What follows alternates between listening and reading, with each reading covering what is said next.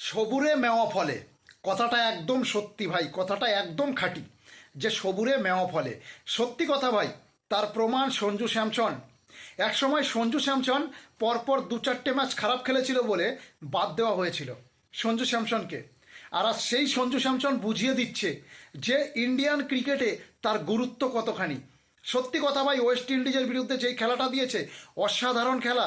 ওই দিন যদি কোনো রকমভাবে সঞ্জু স্যামসন আউট হয়ে যেত, তাহলে ইন্ডিয়া সেমিফাইনাল পর্যন্ত আসতে পারতো না।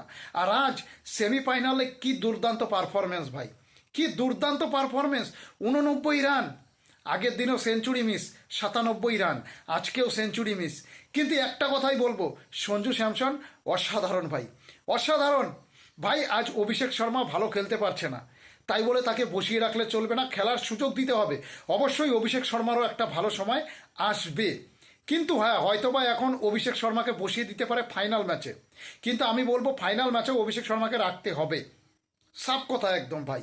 একটা প্লেয়ার যে প্রত্যেকটা ম্যাচ পরপর ভালো খেলবে সেটা যেমন ঠিক নয়, ঠিক তেমন পরপর খারাপ খেলবে সেটাও ঠিক নয়। দেখা গেল ফাইনাল ম্যাচে গিয়ে অভিষেক শর্মা দুর্দান্ত পারফরমেন্স দিল, বুঝতে পেরেছো?